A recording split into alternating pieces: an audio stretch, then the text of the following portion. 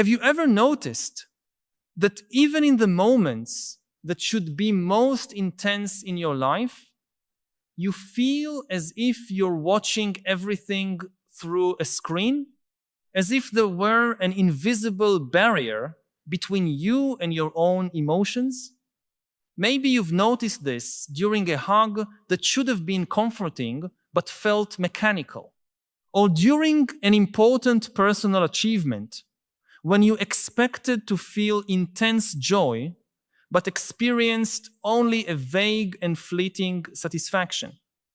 This feeling of being emotionally anesthetized isn't your fault. It's not a sign that you've become a cold or insensitive person. In fact, you may be experiencing one of the most subtle and dangerous transformations of our era, the gradual erosion of our capacity to feel deeply. Imagine an 18th century person receiving a letter from a loved one who had departed on a long journey. The arrival of that letter was an intense emotional event. They would hold it in their hands, feel the texture of the paper, recognize the unique handwriting, and each word was read with total attention, generating waves of emotion that could last for days. Now compare that to you checking your messages while walking, eating, or watching television. How many of these interactions generate an emotion in you that lingers, that echoes in your mind and heart hours later? The difference isn't just in the technology, but in how our capacity to process and feel emotions has been fundamentally altered by the world we've built. For millions of years of evolution, the human emotional system developed to deal with limited and meaningful stimuli. Our hunter-gatherer ancestors lived in small groups where every social interaction carried weight. Each danger represented a real and immediate threat. Each joy was connected to fundamental survival needs. The human brain didn't evolve to process the constant bombardment of artificial emotional stimuli that characterizes our era. When you wake up and immediately check your phone, your nervous system is subjected to a sequence of emotional microshocks. An alarming news story about a crisis on the other side of the world, a photo of a friend on vacation that awakens envy, a work message that generates anxiety, a funny video that provokes automatic laughter. All of this before you even brush your teeth. Your brain, in a matter of minutes, processes more emotional variations than our ancestors experienced in entire weeks. The result isn't a more emotionally rich life, but the opposite. It's as if you were constantly eating candy. At first, each piece is intense and pleasurable, but gradually your palate becomes dulled and you need larger amounts of sugar to feel anything. The Industrial Revolution altered our relationship with time and space, but the digital revolution is altering our relationship with our own emotions. Consider how you consume entertainment today. Series are created to release dopamine at calculated intervals. Games are programmed to activate reward systems in patterns that keep you engaged, not necessarily happy. Social networks are structured to provoke quick and superficial emotional responses that keep you scrolling. Each of these experiences is calibrated to capture your emotional attention without necessarily nurturing your capacity to feel deeply and sustainedly. It's as if we're being trained to consume emotions the same way we consume fast food. Quick, intense in the first moment, but leaving a feeling of emptiness soon after. And just as fast food can addict our palate and make us lose appreciation for more subtle and complex flavors, fast feeling may be addicting our emotional system and making us lose the capacity to appreciate the deeper and more lasting feelings that give meaning to human life. Observe your own emotional reactions throughout a typical day. How many of them are genuine responses to your direct experience, and how many are conditioned responses to digital stimuli designed to capture your attention? When you see a photo of food on Instagram, is the hunger you feel real, or is it a programmed response? When you watch a movie and cry, are you processing something personal and meaningful, or are you simply being manipulated by narrative techniques refined over decades to provoke that specific response? I'm not suggesting that all these experiences are false or without value, but that we're losing the capacity to distinguish between genuine emotions and conditioned reactions. And more importantly, we're losing the ability to cultivate and sustain emotional states that don't depend on constant external stimuli. Solitude is no longer tolerated. It needs to be immediately filled with music, podcasts, videos, messages. Boredom has become an emergency that must be resolved in seconds. Silent contemplation, which for millennia was considered an essential human capacity, is now seen as a problem to be fixed.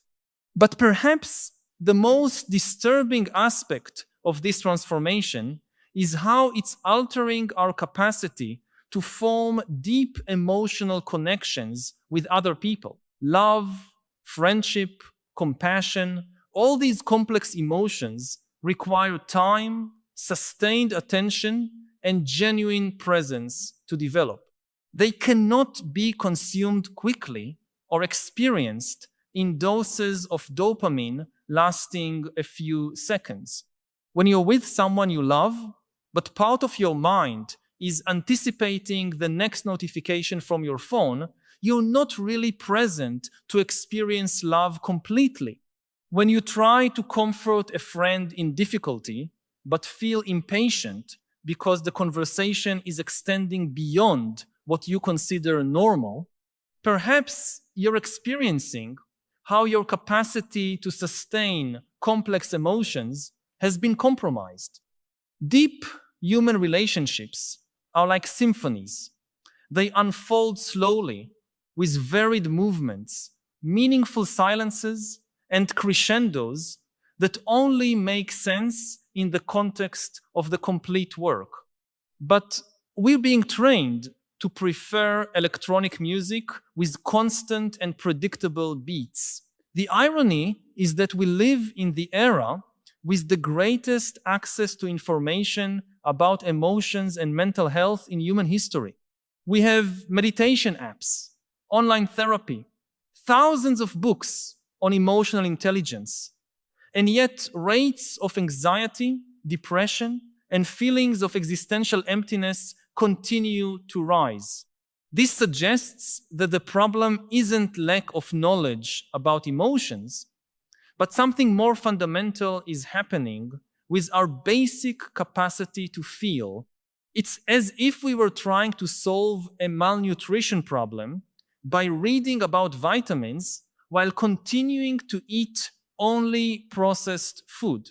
Knowledge about emotions cannot compensate for an emotional system that's being constantly overloaded and desensitized by an environment that wasn't designed for human well-being, but to capture and monetize our attention. When your capacity to feel is compromised, even the most sophisticated mental health tools can seem ineffective, not because they don't work, but because the problem is at a deeper level than these tools can reach. For almost all of human history, emotions were processed in community. Joys were celebrated collectively, Sorrows were shared, fears were faced together. There were community rituals to mark important emotional transitions. Births, deaths, marriages, harvests, all had ceremonies that helped people collectively process the complex emotions associated with these events. Now, each person is responsible for processing alone a volume of emotional stimuli that would be challenging even for an entire community. You receive news about global tragedies and are expected to process this information emotionally in an individual way.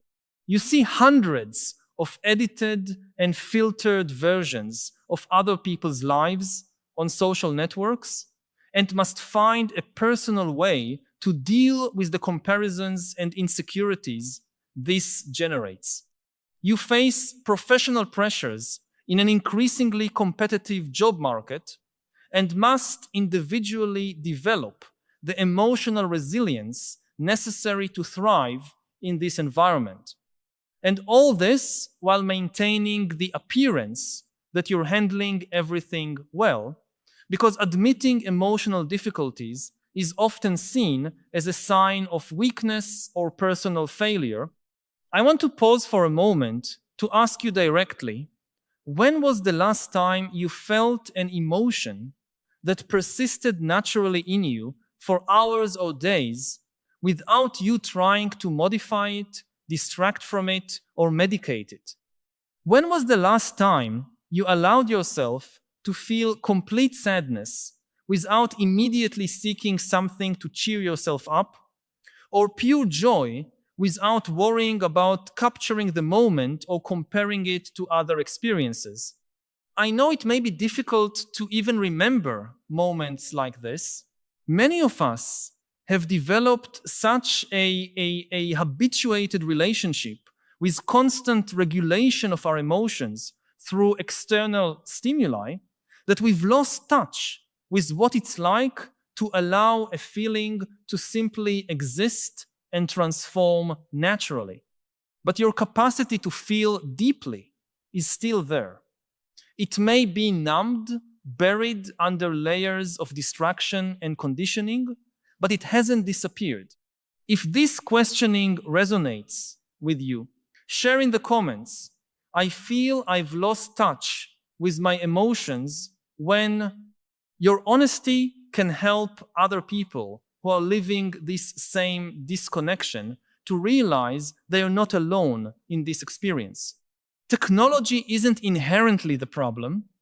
The problem is in how we've allowed it to completely restructure our emotional environment without considering the consequences.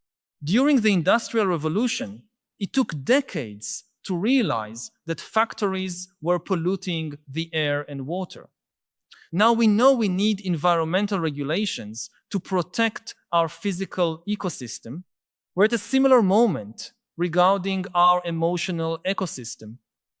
Digital platforms are polluting our emotional environment, and we need to develop awareness and practices to protect our capacity to feel. This doesn't mean rejecting technology, but using it consciously and intentionally, the same way you would carefully choose what to eat if you discovered that your physical health was being compromised by your diet.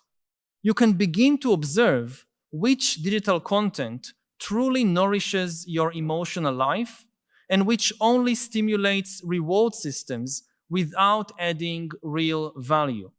You can create spaces and moments free from digital stimuli where your emotions can arise and develop naturally.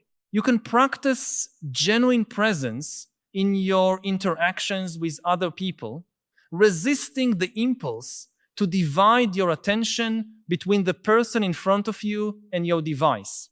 But individual effort, while important, isn't sufficient to reverse a transformation that's happening at a social and systemic level.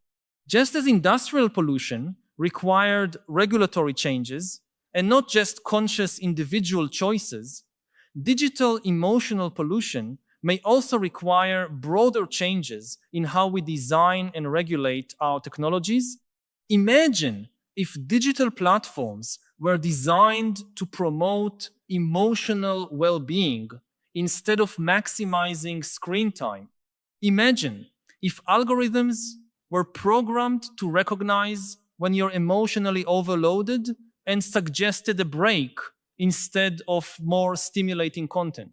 Imagine if there were digital spaces designed specifically to help people process and integrate complex emotions instead of just consuming them quickly. These aren't utopian fantasies, but real possibilities that depend on consciously choosing what kind of emotional environment we want to create for ourselves and future generations. The question isn't whether technology will continue to influence our emotions, but whether we'll have any influence over how this happens.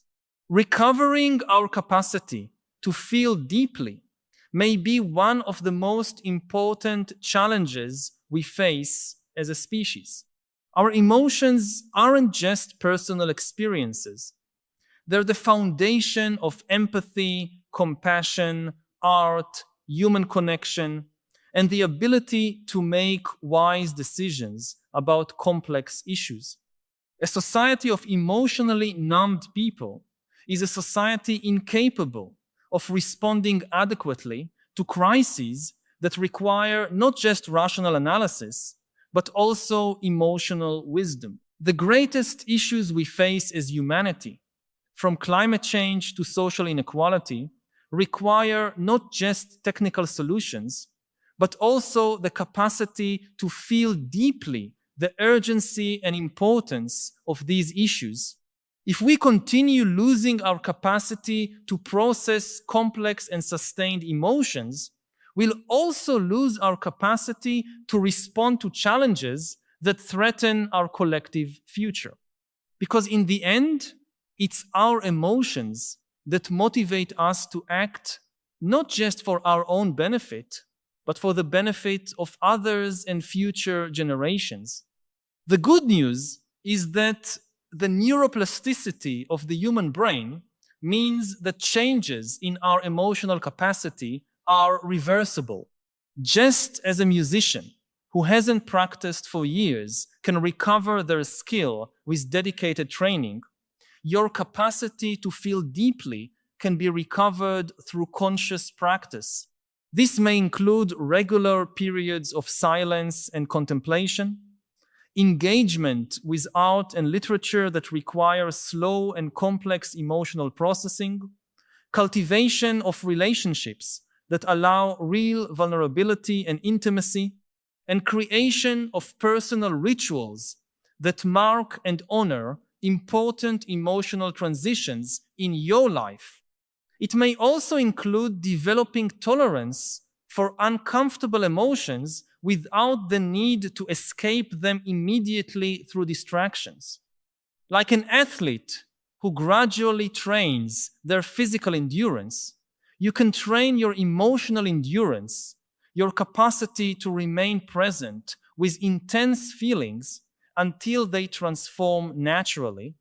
And it may include intentionally seeking experiences that nourish your soul instead of just stimulating your reward systems, experiences that leave you feeling more connected to yourself, to others, and to something greater than yourself. Perhaps the deepest irony of our era is that in our quest to eliminate suffering through constant distractions and stimulations, we've also eliminated our capacity to experience deep and sustained joy.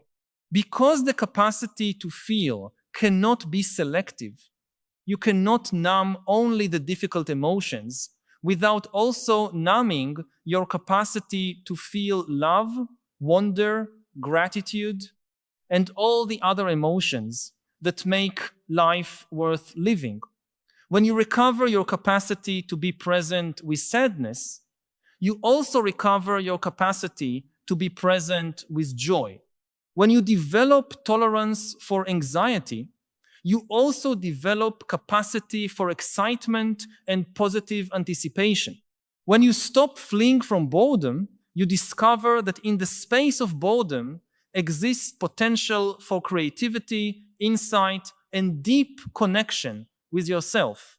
The path back to an emotionally rich life isn't through more stimuli or more sophisticated distractions, but through a gradual return to simplicity, presence, and acceptance of the complete range of human experience.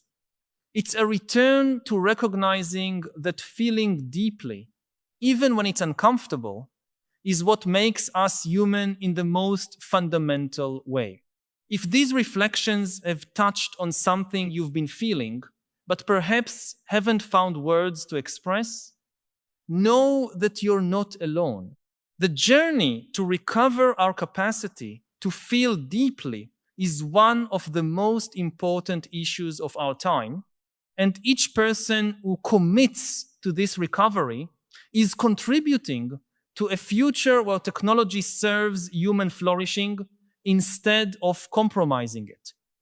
By subscribing to the channel, you'll connect with a growing community of people who share this concern and the desire to cultivate a wiser and more conscious relationship with their own emotions and with the digital world we all inhabit. Each week, we meet here to explore together the great questions that define our era and to seek not just understanding, but also wiser ways of living amid the transformations we're witnessing. This isn't just a channel, but a space for dialogue and collective growth.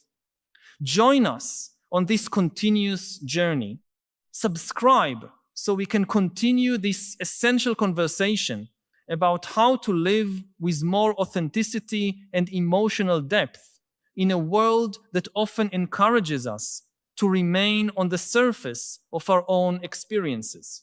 One of the key problems I see today in the world is that you have an extremely cynical view of humans and of human societies spreading both on the right but also on the left. They say that the only reality is power, that all social interactions, all human interactions are actually power struggles, that all human institutions are just conspiracies to gain power, that journalists, scientists, historians, judges, politicians, these are just conspiracies to gain power. Whenever somebody tells you something, you shouldn't ask, is it true? Because nobody cares about the truth. This is naive. They would tell you, no, this is a power play. Who benefits? Who benefits? Yeah. Whose privileges are being served? Whose interests are being served? This is something that Donald Trump agreed with Karl Marx, at least on that everything is just a power struggle. And if you think like that, all trust collapses, and the only thing that is left standing, that can remain standing, is a dictatorship. This is not just extremely cynical, this is just wrong. People are not these power-crazy demons. Most of the information in the world is fiction. If we want to get to the truth, we need to make a special effort. We need special institutions, like the media, like universities, like research centers, that they make the special effort, or like courts.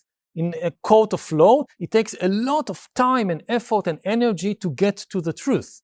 I hear a lot of people who say that, no, we just need to release all barriers to the flow of information, and the truth will automatically rise to the surface.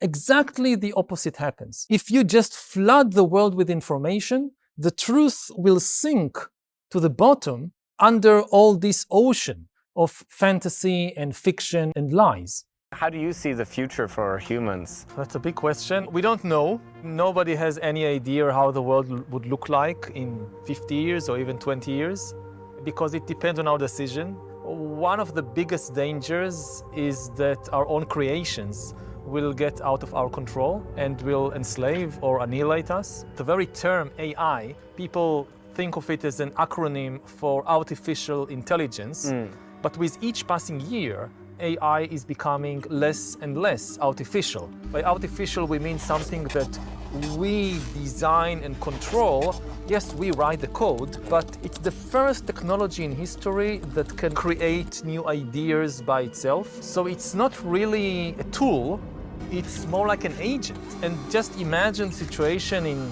a couple of years when the world or society is populated by millions, perhaps billions, of these new alien intelligences, creating not just text and video and art, but creating new financial devices, new weapons, even new religions.